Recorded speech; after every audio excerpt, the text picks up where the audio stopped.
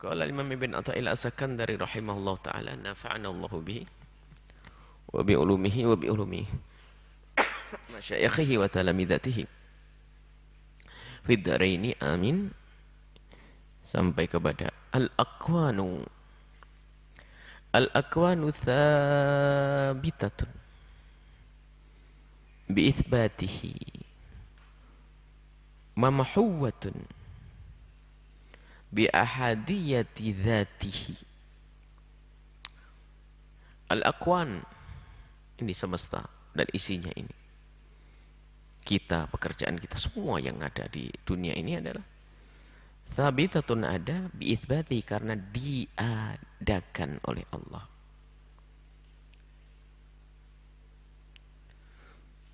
Mamhuwatun, dan akan menjadi tiada, terhapus, bi ahadiyati dzatihi, dengan kemahatunggalan zat Allah. Sederhananya adalah semua yang ada di semesta ini ada karena Allah, dan yang meniadakan juga adalah Allah. Ya, yang perlu kita pertajam pemahaman kita di dalam hikmah ini adalah menyadari bahwa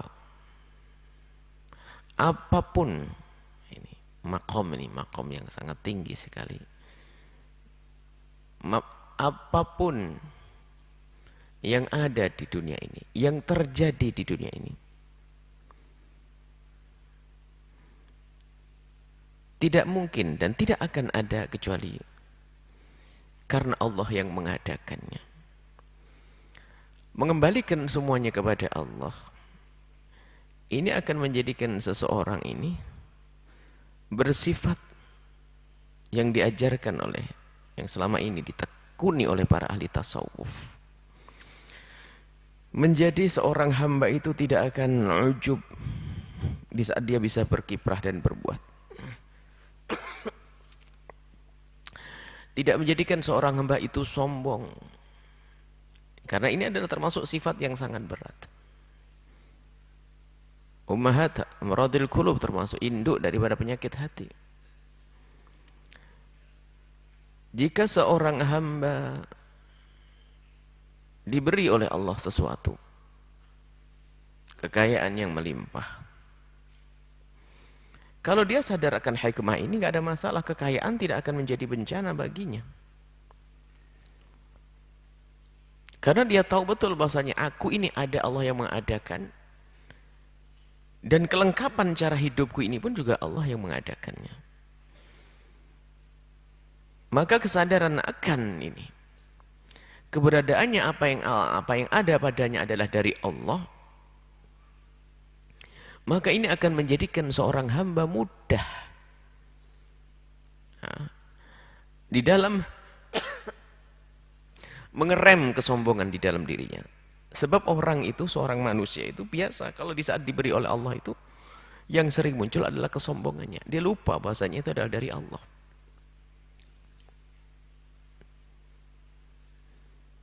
Dengan kelebihannya dia lupa. Dengan kecerdasan, dengan kehebatan. Sampai ada yang berani mengaku Tuhan. Padahal dia sendiri juga percaya kalau dia bukan Tuhan. Karena kesombongannya untuk memperbudak orang lain. Firaun itu tidak percaya kalau dirinya Tuhan. Dia tahu kok dia.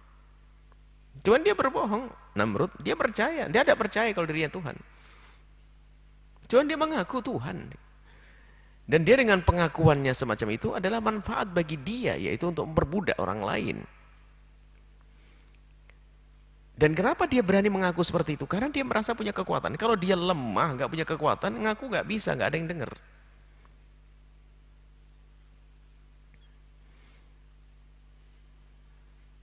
Ya. Jadi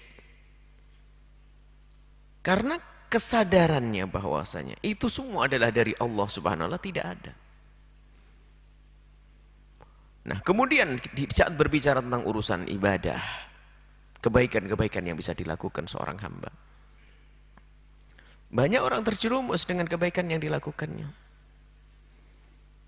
Seolah-olah kebaikan yang dilakukan adalah jerih payah daripada dirinya, sehingga pantas dia untuk berbangga, masuk sifat namanya ujub. Dia tidak tahu bahwasanya semuanya adalah sahamnya dari Allah, 100% nggak ada saham dari dirinya. Dia bisa berderma, dia bisa sholat, dia bisa ibadah, banyak ibadah. Maka menyadari bahwasanya semua yang ia dapat daripada kebaikan-kebaikan ini adalah karena Allah berikan kepada kita atau diitsbatkan oleh Allah. Maka kita bisa seperti itu. Maka seorang hamba yang ahli ibadah, dia yakin betul bahasanya tidak akan mampu dia sujud, menempelkan jidatnya sekali saja kecuali karena Allah izinkan untuk sujud. Tidak ada seorang hamba bisa berderma 1 rupiah kecuali telah Allah ridhoi. Yang tidak diizinkan, alangkah banyaknya orang dengan kekayaannya yang melimpah. Tidak berguna, kekayaan yang melimpah tidak ada artinya.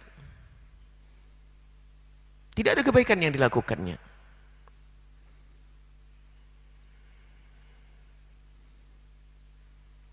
Nah, kemudian nikmat ini terus ada pada seorang hamba, kecerdasan, ilmu, amal, kesehatan dan sebagainya ini.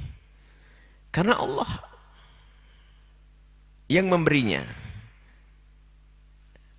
Dan mamhuwatun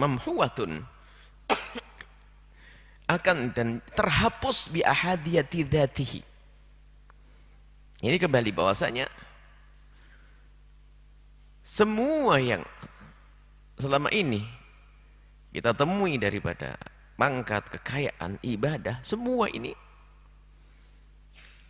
akan sirna dengan kemahatunggalan Allah Subhanahu wa taala.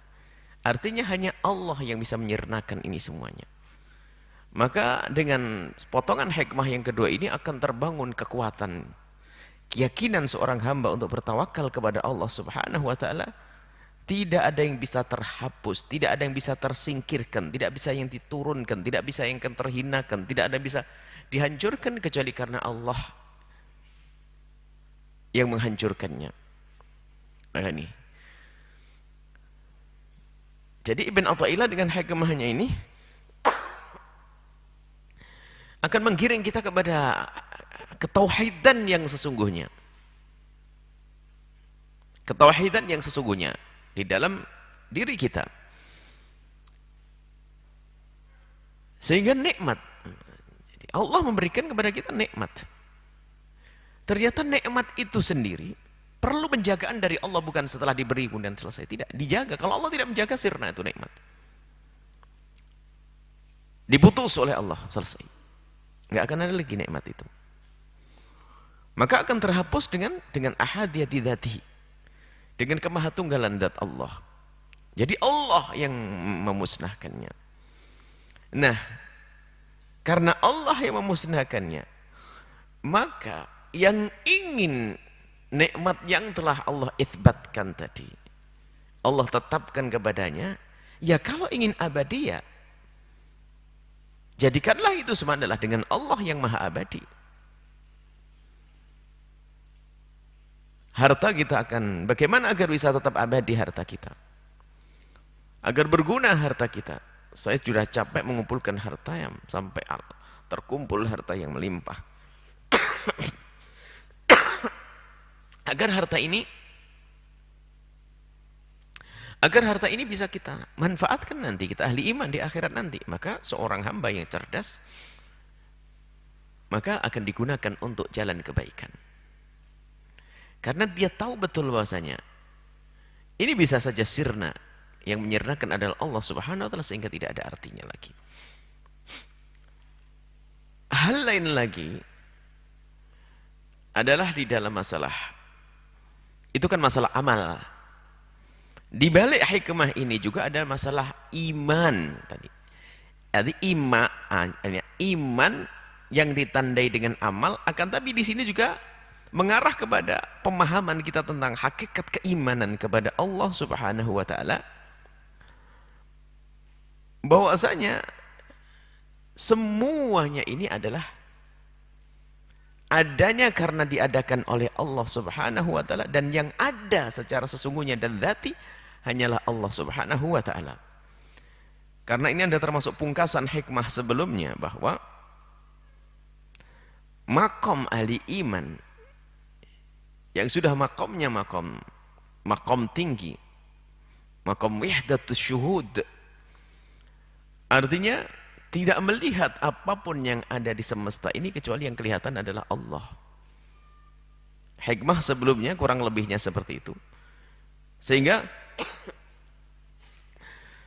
seorang hamba yang beriman kepada Allah, kemudian menjaga imannya ini terus dan diasah, maka sampailah dia satu makom yang sangat tinggi sekali. Kalau dalam istilah hadis Nabi, hadis Jibril adalah makom ihsan, merasa dia dilihat oleh Allah. Melihat Allah, tentunya melihat Allah adalah dengan melihat akwan, kemarin disebutkan akwan, mukawwanat. Melihat Allah Subhanahu wa taala. Nah, di sini seseorang yang sudah sampai kepada maqam wahdatus syuhud tadi, amalnya jelas. Dia tidak melakukan sebuah kebaikan kecuali yakin betul ini adalah dari Allah, nggak akan masuk wilayah ujub. Di saat diberi apapun tidak akan sombong karena dari Allah. Bisa dicabut oleh Allah sewaktu-waktu. Kemudian keyakinannya adalah bahwa semuanya ini adalah hendaknya menjadi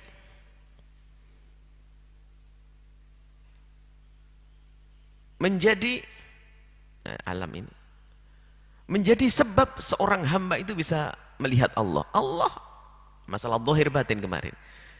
Jadi melihat semesta, melihat rembulan, melihat bintang dan sebagainya itu hendaknya ngal maqam wahdatus syuhud itu langsung nyambung. Bahasanya dia tidak melihat rembulan sebagai rembulan, akan tapi langsung melihat bahasanya rembulan adalah ada penciptanya, yaitu Allah Subhanahu wa taala.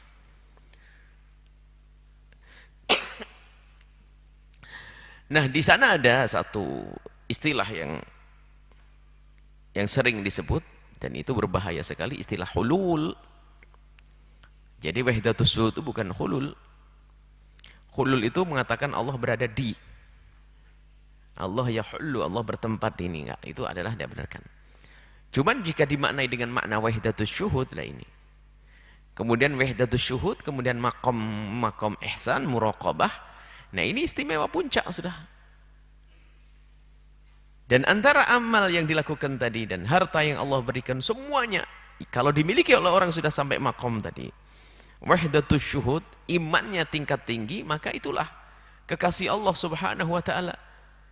Yang kama annal anbiya ma'sumun fa innal awliya mahfudun, dia akan terjaga karena dia tahu betul bahwasanya langkahnya itu akan ditimbang dengan kesadarannya, akan dibimbing oleh kesadarannya akan bahwasanya Allah melihatnya.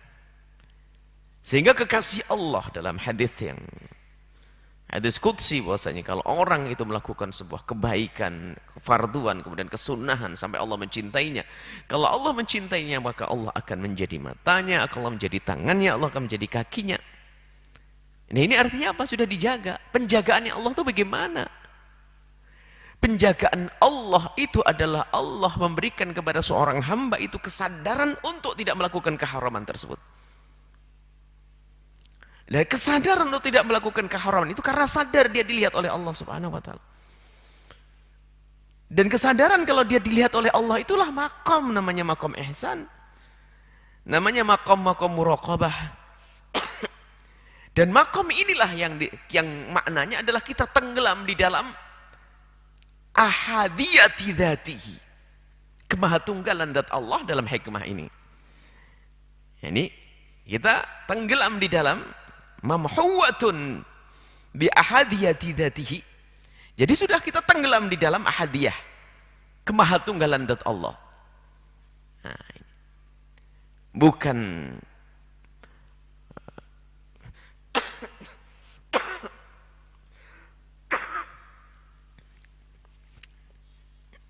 bukan seperti yang selama ini kita dengar bahwasanya ada orang sampai hulul, Allah ada padaku dan sebagainya. Enggak semacam itu.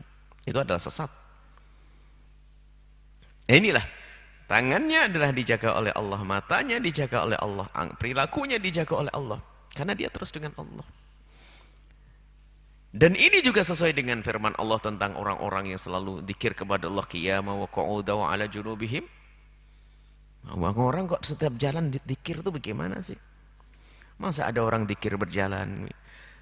Artinya apa? Zikir itu macam-macam, dengan zikir dengan fikirnya, zikir dengan lesannya, zikir dengan perilakunya. Sehingga biar lesannya diam, akan tapi dia terus dengan Allah.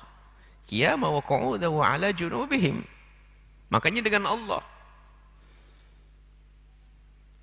Maka kalau sudah dengan Allah, istimewa, itulah kekasih Allah SWT. Waliullah, kekasih Allah, orang-orang yang dicintai oleh Allah Subhanahu wa taala. Nah, inilah hikmah Ibn Athaillah Sakandari yang ke 138-nya. Jadi asah terus kita tentang keimanan kita, keyakinan kita kepada Allah Subhanahu wa taala, agar jangan sampai kita masuk wilayah kesombongan satu sisi, ujub kadang-kadang. Kemudian juga kita masuk wilayah lupa kepada Allah. Sehingga dengan kelalaian kita kepada Allah, maka kita pun terjerumus di dalam kemaksiatan dan kesalahan serta dosa-dosa. Baik, ini yang bisa kami hadirkan pada kesempatan ini. Semoga Allah memilih kita menjadi hamba-hamba yang sampai kepada maqam muraqabah, sehingga kita terus merasa bahwasanya kita dilihat oleh Allah. Ini penting sekali, dan semoga Allah menjadikan kita selalu bisa melihat yani Allah dengan karunia Allah, sehingga di saat diberi oleh Allah nikmat kita bisa bersyukur. Banyak orang diberi nikmat nggak bisa melihat Allah, nggak bisa mensyukuri. Mensyukuri itu melihat Allah, tahu yang memberi adalah Allah, lalu bersyukur. Dan alangkah banyaknya nikmat yang Allah berikan kepada kita. Dan alangkah banyak yang tidak kita syukuri. Kenapa kita tidak mensyukurinya? Karena kita tidak bisa melihat Allah dengan nikmat tersebut. Artinya nikmat itu menjadi hijab antara kita dengan Allah Subhanahu wa taala. Itu sudah dibahas pada pertemuan yang lalu. Semoga benar-benar hati kita terus bisa kenal Allah, bisa melihat Allah, sadar kita dilihat oleh Allah. Sehingga perilaku kita, tingkah laku kita betul-betul tertata, mengikuti bimbingan sesuai dengan syariat, dan kita menjadi kekasih Allah Subhanahu wa taala, dicintai oleh Allah, dimuliakan di dunia dan kelak dimuliakan di akhirat. Wallahu a'lam bishawab.